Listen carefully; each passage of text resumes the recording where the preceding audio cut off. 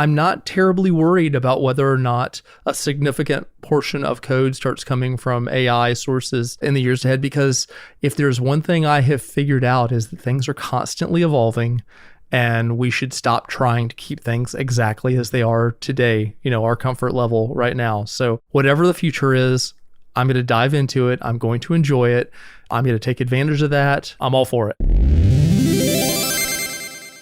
Big thanks to our partners Linode, Fastly, and LaunchDarkly. We love Linode. They keep it fast and simple. Check them out at linode.com/changelog. Our bandwidth is provided by Fastly. Learn more at fastly.com and get your feature flags powered by LaunchDarkly. Get a demo at launchdarkly.com. With advancements in AI and deep learning evolving at lightning pace, it's more important now than ever to research the best options suited to your unique needs. This is particularly true when building custom systems and those systems that are GPU heavy. Not only do the applications running on the system matter, but your AI infrastructure and budget constraints need to be front of mind as well. PSSC Labs, which is an HPC and AI custom solutions provider based in California, has been creating high-performance computing systems to meet their clients' unique enterprise computing challenges for more than 25 years. And with cloud computing costs growing at astronomical rates, plus companies increasingly losing control of their data security, it is no wonder that enterprises and government agencies need to continually look for ways to take back control of their data. Solutions from PSSC Labs provide a cost-effective, highly secure, and performance guarantee that organizations need to reach their AI and machine learning goals. For more information and a free consultation, please visit pssclabs.com/practicalai. Once again, that's pssclabs.com/practicalai.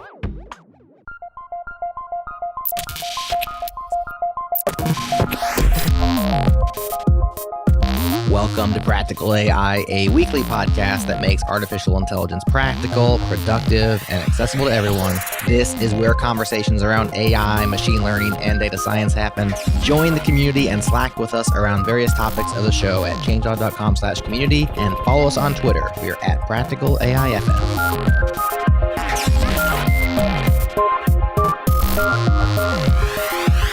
Welcome to another fully connected episode of Practical AI, where Chris and I keep you fully connected with everything that's happening in the AI community. We'll take some time to discuss the latest AI news, and we'll dig a little bit into learning resources to help you level up your machine learning game. I'm Daniel Whitenack. I'm a data scientist with SIL International, and I'm joined as always by my co-host, Chris Benson, who is a strategist at Lockheed Martin. How you doing, Chris? I am doing good today. It's good to be recording, and I think we have something pretty interesting to dive into today with everyone.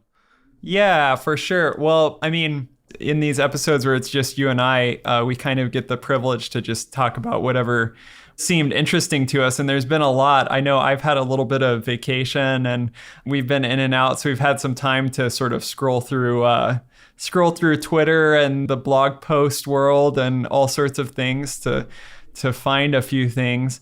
The first thing that I wanted to talk about and mention was GitHub Copilot, which was trained by OpenAI. So it's a collaboration between OpenAI and GitHub.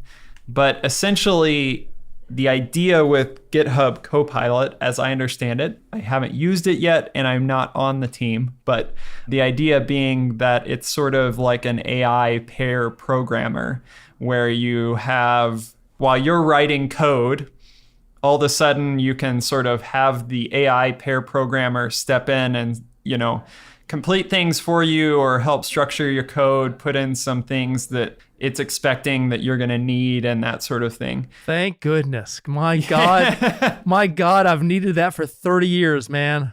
Yeah. It's pretty clutch when you get that tab complete, but this is a whole nother level.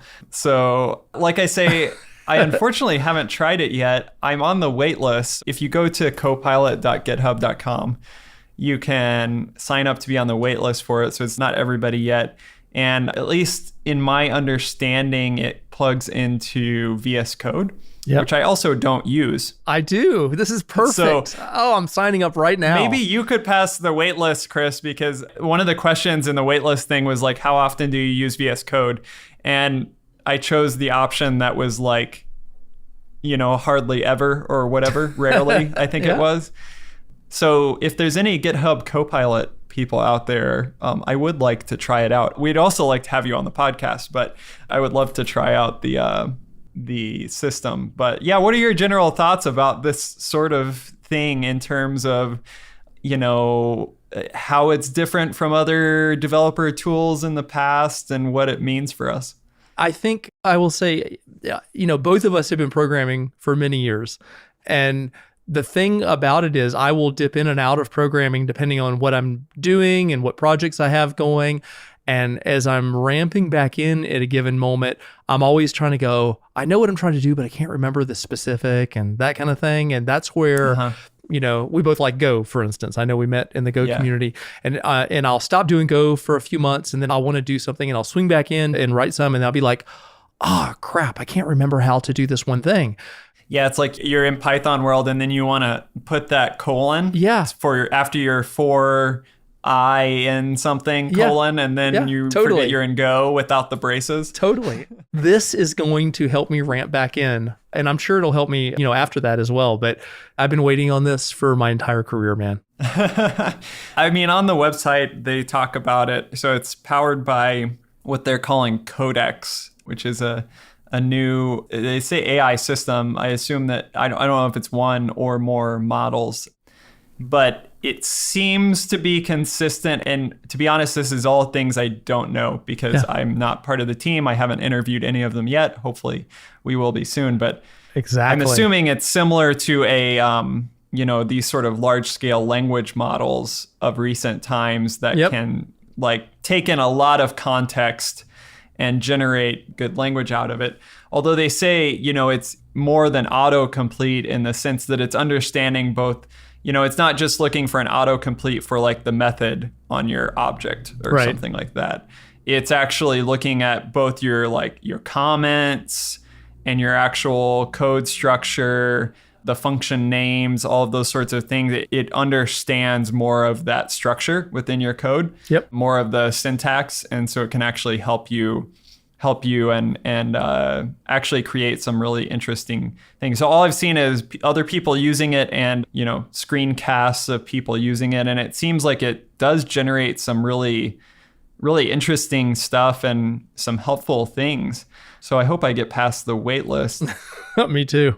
But I know that there were some people that were saying some things about, is this sort of signal the end? Now our AI is creating code, which could create AI, which could create code, which, so that's one thing scenario. The other thing is, does this sort of spell the end of software engineering as we know it? What are your thoughts? I have my own thoughts on those two things, which you might guess from knowing me for a while, but. Yeah, my thoughts, and this has changed over time. My thoughts have evolved even over the last few years as we've been doing this show.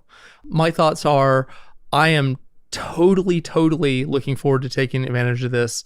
I'm not terribly worried about whether or not a significant portion of code starts coming from AI sources in the years ahead, because if there's one thing I have figured out is that things are constantly evolving.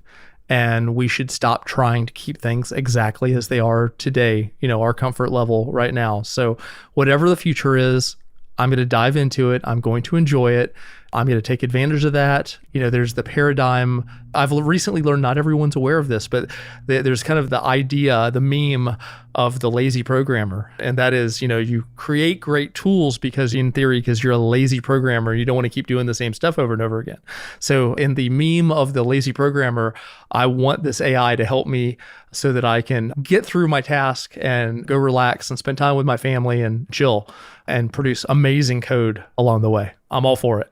Yeah, what do you think are the dangers of something like that? I mean, they obviously released it in this sort of waitlist type thing. Yep. Probably similar to you remember when GPT-3 was released. For those that don't know, that's a very large language model. It's very good at generating very realistic looking language. And there was a lot of talk about dangers around that, and they released it in a restrictive way. What are your thoughts there? I think that a tool like this is not a strategic threat to us. I think that this is a tactical goodie that we get to use to make our lives better.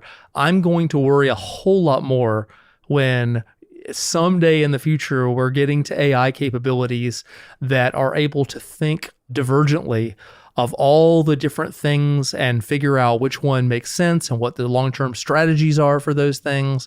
Because, that's what human brains are still really quite good at. And we don't have any AI that's remotely approaching that anywhere. Yeah.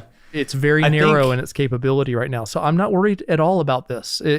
Someday I may worry about a future thing, but not this. The danger, if there is one, probably is in expectations of this, right? If you expect too much of this, you could just start having this fill in a bunch of things. Of course, we know that the model's not going to perform 100%, right? Sure. And so that could introduce very bad breaking changes into your code base, which are also very difficult to debug, right? Because you didn't actually write every single line of code.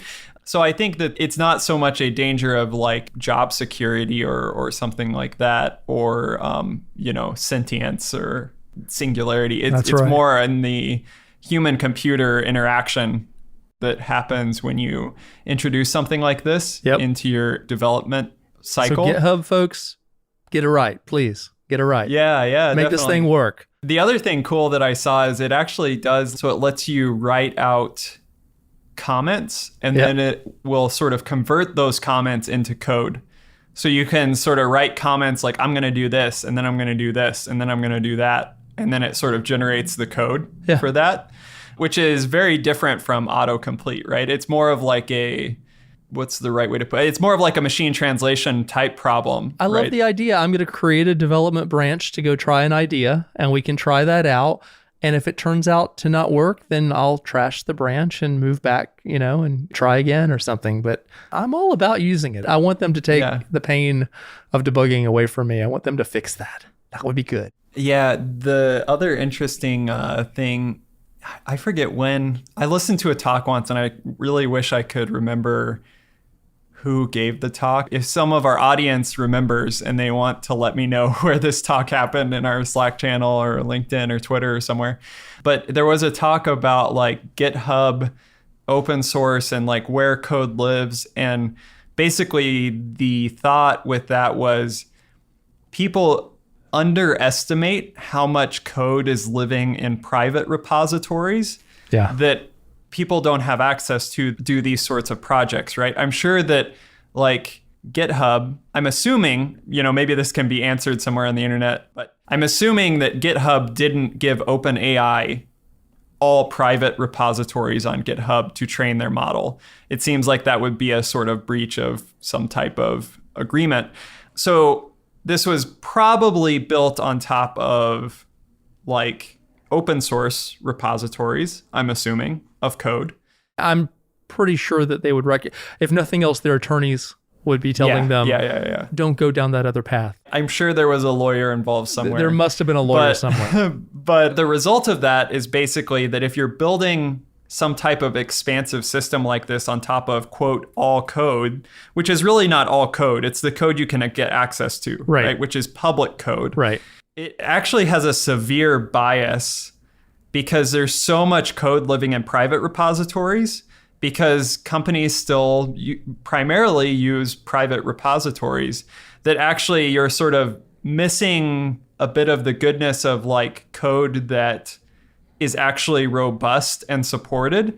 Yeah. And you're biased a little bit towards like people's side projects that they post on GitHub and, maybe don't actually work that well. They talked a little bit about bias and like how the coverage of languages, like does this work for Python and Go and JavaScript and whatever. So I totally get that. But I think also there's another relevant side of the bias here, which is, what code is driving these suggestions. In my experience, I would love to have that code be or those suggestions and that generated stuff be driven by good quality code and bias towards that rather than sort of the bulk of code that's out there that's maybe not as good of quality.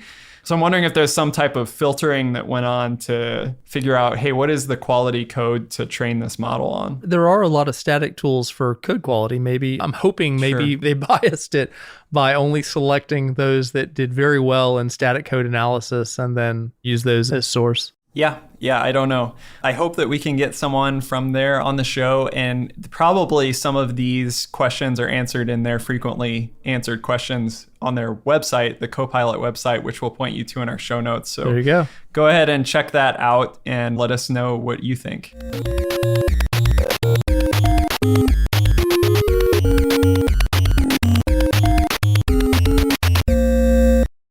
This episode is brought to you by Snowplow Analytics. Snowplow is the behavioral data management platform for data teams. Maximize the value of your behavioral data using Snowplow Insights, a managed data platform that's built on leading open source tech, leveraged by tens of thousands of users. Capture and process high quality behavioral data from all your platforms and your products, and deliver that data to your cloud destination of choice. When marketing needs to make data informed decisions, when product needs next level understanding, and when analytics needs rich and accurate data, Snowplow is the solution for data teams who want to manage the collection, processing, and warehousing of data across all their platforms and products. Get started and experience Snowplow data for yourself at snowplowanalytics.com. Again, snowplowanalytics.com.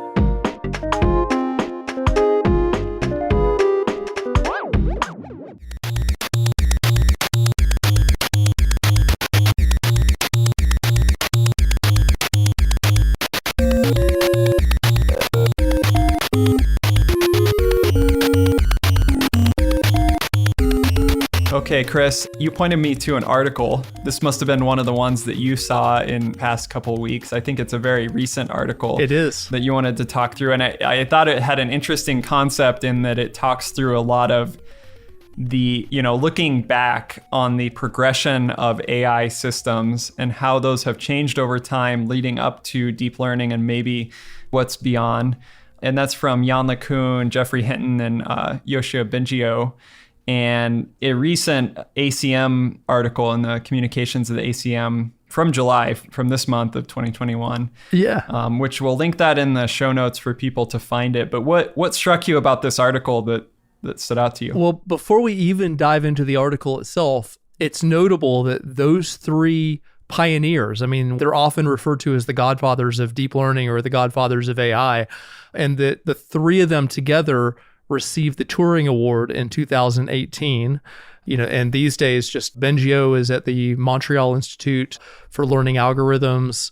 Geoffrey Hinton is at the University of Toronto and Google.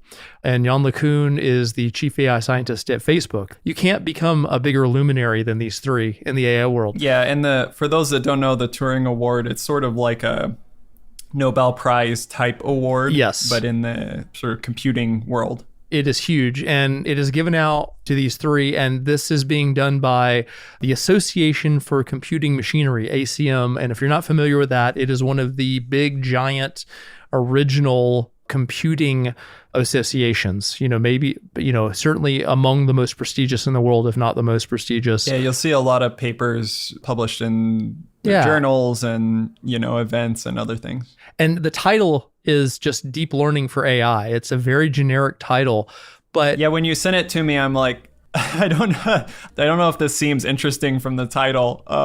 Then I saw the authors and I'm like, so you got to read it. It was interesting because of where they're going. So they're essentially, there's a lot of conversation as we record this. First of all, this is a very new article. This is from this month. As we record this, we are in early July 2021 as we record this today. And this is a July 2021 article by these three luminaries all together for the communication in one of the biggest, most important computing associations in the world. And so the fact that they chose to publish together means they're trying to make a point. And they're standing together to do that. And if we want to foreshadow a little bit of where we're going on this, but maybe not go into the detail yet, they're talking about the future of deep learning, and it finishes that way. And they're talking about why they're still very bullish about, this is where the title comes in, about deep learning as AI, or in the case of the title, deep learning for AI, because there's a lot of conversation going on right now in this industry about whether deep learning is the right paradigm for the future of AI, or should there be other approaches that do not fall within the realm of deep learning to carry us forward that might be more closely associated with how a human brain operates, because there are very substantial differences in most deep learning models and how a human brain is believed to operate, and that research in neuroscience has been developing. And it's something that I'm very interested in and I've been following. So I wanted to read this partly because I will admit from the very beginning, I'm a huge skeptic. I'm a giant skeptic, and I am certainly do not have the qualifications that these three gentlemen have. I'm just your typical AI career professional out there, and we do this podcast, but I'm struggling a little bit with that, and that's one of the reasons I wanted to bring it up. And so I thought they start the article kind of doing a little bit of history of, and we don't want to take everyone deeply, but they kind of hit the high points about why they're so bullish on deep learning for the future of AI. And so they start off going all the way back to a section that's from hand-coded symbolic expressions to learned distributed representations. And, Daniel, do you want to take a stab at, kind of most people probably in this industry don't really know what symbolic expressions even are? Yeah, I mean, to be honest, it's not really an area that I even have a lot of experience with. When I think, so my sort of introduction to, or when I first started hearing those words was when I was using some people recognize a computer program called Mathematica. Yeah. Which is like, I think at some point they were talking about, symbolic computations and that sort of thing that are done on symbolic equations. But yeah. I don't think we should actually spend much time on it because it's mostly thought by most people, there are exceptions, as something from the past that we should not return to. And there are going to be people that are just screaming at me right now that I just said that out loud. But I'm talking about if you survey, 100 people in the room, there might be 2 or 3 that still believe in that, but the majority of them aren't. And to give you a sense of this, since I'm very open about my age, I'm 50, and my mother and father, when I was a little kid, they were engaged in symbolic AI back in the 1980s at the Georgia Institute of Technology, Georgia Tech. And that is a pathway that has largely fallen to the wayside. And so they kind of talk about, going through that. They talk about some of the benefits of symbolic approach in the article.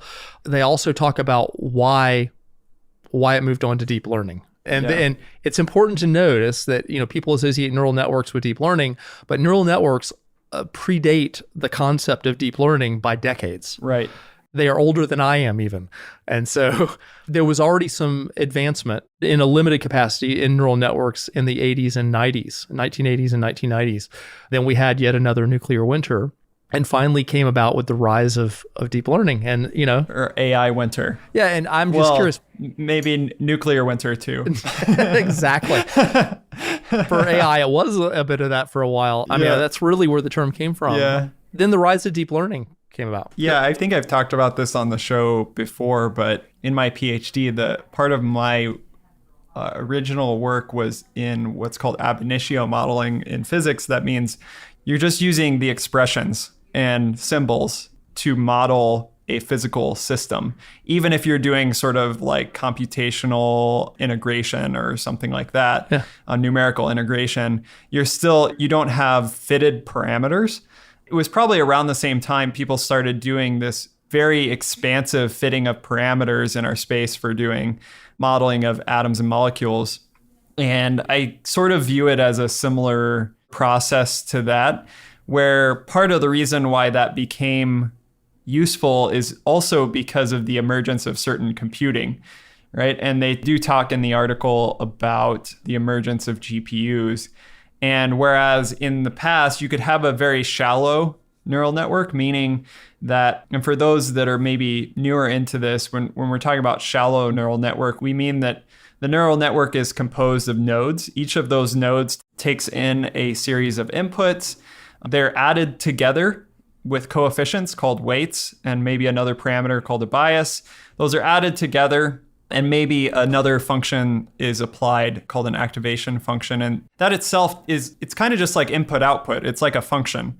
But then you can start layering these functions together, right? And have like sub functions of functions. And so shallow networks don't have that many of these layers. And so when they're talking about, they usually have like one hidden layer in them. Yeah, exactly. So maybe an input and then a hidden layer of these sub functions and then the output. An internal layer. A hidden layer is not the input layer and not the output layer. It would be any other layer. And there used to be only one, really, because it was limited by computation. You can already imagine, like, even if I have 10 of those functions and there's, 3 or 4 parameters each in a very small type of scenario, that starts actually to become a reasonable number of parameters especially if I have to fit those. So I'm doing some model fitting and I fit those on data, depending on what computers you had available, that could take a while. But then with the emergence of GPUs, now people were saying, well, we're not limited by that compute anymore. Let's start making it deeper. So adding more and more layers. One of the things that I thought was interesting was that they talk about, hey, it's partly that the deep learning had success because it was deep. There was the depth of these layers. It's really more than that. Let's see if I can find it here. The way they phrase it is that they exploit a particular form of composability in which features in one layer are combined in many different ways to create more abstract features in a next layer. And so you get more benefit than just like piling things together. You actually get a lot of sort of layered complexity that can be modeled. It creates more capability for abstraction. So you get abstractions built on abstractions built on abstractions. So really, the deeper it goes, the more capable the network is, the more accurate it becomes. And they talk about that all the way to the end of the article, as they talk about the fact that you can literally scale it in terms of depth and width and get more and more improvement in what you're trying to get. And that's what we've been doing for years. With GPUs really advancing a lot in recent years, we have seen the fact that we have gotten these giant performance increases, which has fueled this whole AI movement, the modern movement in the 2000s and beyond. And so I think that's important. Is the question is that scalability alone, and there's other aspects which we'll talk about in a second, but that scalability has driven the whole movement. As going back to my original point, that doesn't mean it's exactly like what a human brain looks like as does it matter, I guess, is what they would be suggesting. Yeah. I don't know. The whole human brain thing, I guess I don't think about too much. I think more about the practicalities of, does this solve a task or a problem? Maybe it's because I don't know that much about human brains myself that I'm not really that concerned of how well this models a human brain. I'm more concerned with using my human brain to apply these tools to solve tasks. Yeah, I don't know if you have any thoughts in terms of, is it even useful to wonder how closely these things model the human brain? So I think that's where we're going with the argument. I think that's the question. It's not how close it is. It's, does that matter in the long run as we explore this? Because no one who's in this industry can deny the incredible utility of neural networks, of deep neural networks, and all of these architectures, which we can talk about in a moment along the way. But it's still not the same thing. And we don't yet have human brain level capabilities. And most people would say we're not close to that yet. So the question is, to get close to it, can we do it along this path, or do we need a completely separate path? So as we look at the question going forward, let's take a brief moment and just talk about some of the high levels of where things have gone. We've gotten different architectures that have been evolved out of the vanilla neural networks, such as generative adversarial networks, and we have natural language processing is using all sorts of deep learning capability. We have computer vision using convolutional neural networks and capsule networks and all of these other capabilities. In the NLP side, we've had a whole bunch of episodes on transformers, which maybe could you take a moment? I know you work with them a lot, and kind of explain what transformers are, because they've had a huge impact on where NLP has gone in recent years. Yeah, I think maybe it's twofold. Part of the utility of these large transformer models is in the fact that they utilize this unsupervised pre-training technique, which they talk about in the article. And part of it is the actual, architecture that's used. And they also talk about convolutional architectures and where those are useful for other things. But the unsupervised pre-training bit, I think that idea goes beyond transformers in that the great thing that was discovered was you could create these reusable almost modules or components that took your input data and extracted out features that were relevant for particular kinds of problems. So let's say that we're doing an object, some type of image-based modeling like object detection or image classification or something like that. If you train one model with a whole bunch of layers, which are typically composed of convolutional layers and maybe a very small number of layers at the end that do the actual task-related thing, like the classification, then what you end up is with a network or a model where the bulk of that model, the work of that model is taking the input data and creating this set of features or extracting this set of features from the input data. It's only that last little bit that's used for the classification. And so what this ends up creating is if you chop off that last bit of the model, the part that does the task that you want, in the case of image-based models, maybe that's classification or recognition. In the case of text-based models, maybe that's sentiment analysis or named entity recognition or something. What you end up with is this pre-trained model that you can actually transfer to a whole variety of tasks. And I think that that's the big, one of the big boosts in recent times is, someone like Google or a large player in the space will release this large pre-trained model that is generalizable to a wide variety of problems in a certain space. Maybe it's text problems, or maybe it's image-based problems, or maybe it's speech-based problems. And this allows you to be much more efficient in terms of the actual usage of AI techniques because you sort of stand on the shoulders of giants in that way. And so they do specifically call out this method of unsupervised pre-training as something that's driven a lot of success. And we've seen more and more of that in recent years. I mean, when you and I started this podcast about 3 years ago, supervised training was still by far the dominant mechanism. And we have watched this over this time period. We have watched the steady progression into unsupervised training approaches because it scales much better than supervised training does. If you have to have supervised training, meaning that your training data has labels associated with them about what is right and wrong.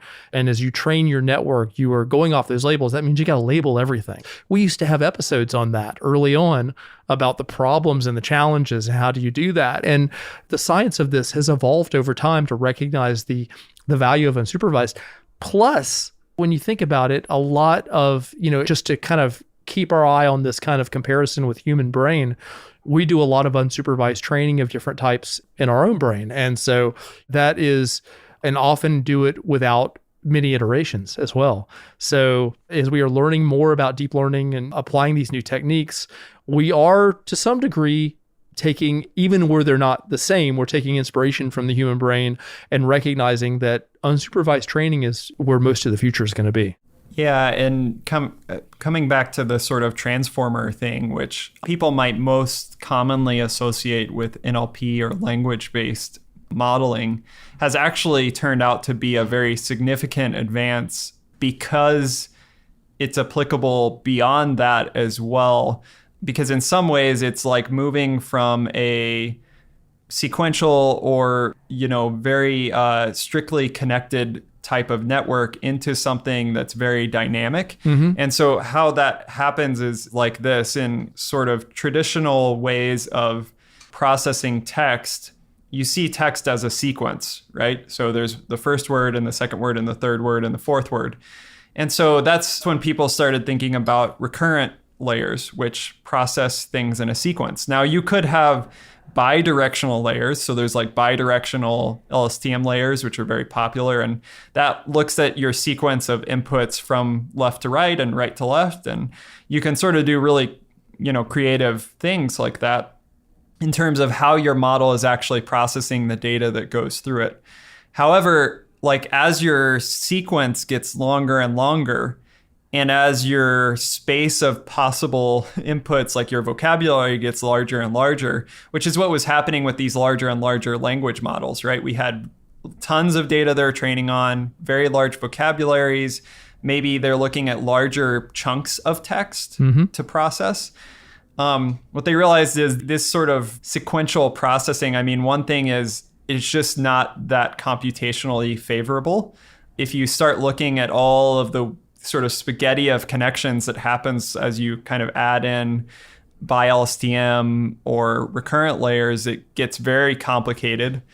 And so what happened was, partly out of computational reasons, people started looking at these layers called attention or self-attention or soft attention layers, where actually you take your set of inputs and you shove them all at once into a layer and let the model decide which ones of the inputs are important to pay attention to as it processes them through. You still have this sort of sequence of things, and in some cases you want to also put in something indicative of the sequence order.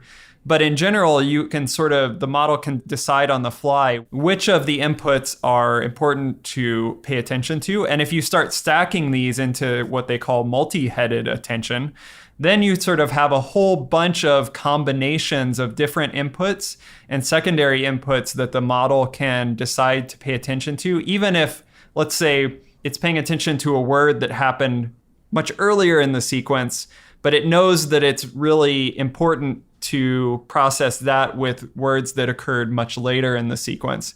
And so that sort of had a boom for NLP processing, both computationally and because it had this attention mechanism. But after that, this sort of attention mechanism and transformer architecture has been applied in a whole bunch of different places with images and with speech and all sorts of things, because it applies this way of looking at inputs in a very dynamic way, which is actually significantly different from some of the layers that have been used for a long time, like convolutional and recurrent. Yeah, and by the way, that was a great explanation of transformers. It's not a full explanation, but there are really good explanations out there that I can put in the show notes. But I think it's that attention mechanism is really one of the key things, and they call out that attention mechanism in the article. And then they get into, and they cover a few other things, some of the architectures, but with the time left, then they get into the future of deep learning and kind of talk about where to go. And they start that conversation kind of going back to that scalability thing that we talked about at the beginning of this. And that was, they specifically call out the language model GPT-3, which we have talked quite a bit about over time. It has 175 billion parameters. And they point out that that's still tiny compared to the synapses in a human brain, but that it generates notably better text than GPT-2 that only has 1.5 billion parameters. And they also talk about some chatbots, but their point is that you're getting better performance simply by scaling up in these areas. And then they go on to really talk about areas for improvement. And the three things that I'd like to throw out for us to talk about that they mention is, they say supervised learning requires too much labeled data, and model-free reinforcement learning requires too many trials.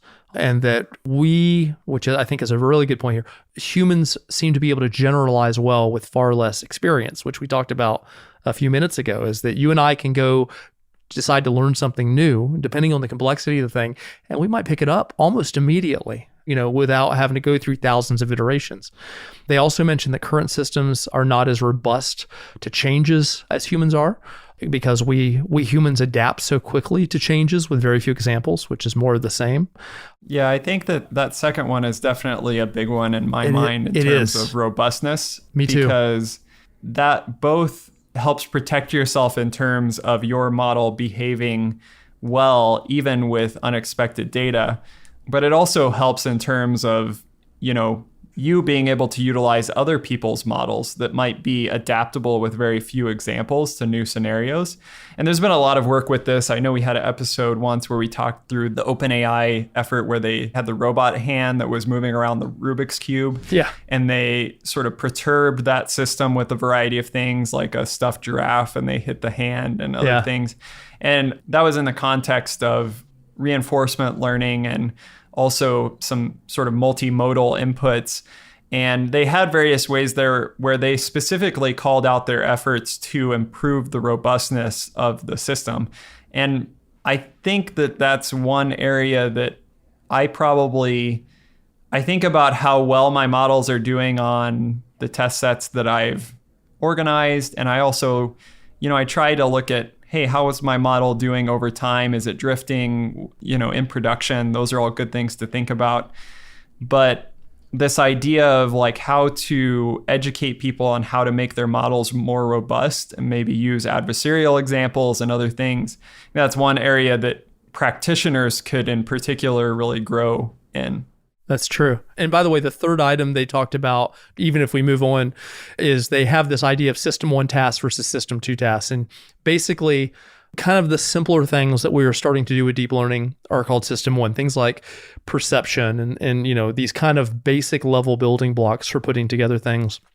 But there is the concept of system 2 tasks, which are more complex and things that in short, we might often associate still with human brain and less with deep learning. It's more aspirational on the deep learning side. And they acknowledge that we're in the infancy on that. And that's just wanted to point out what the third one was. They kind of go into what needs to be improved. And the robustness is one of those areas that you just talked about that they really address up front.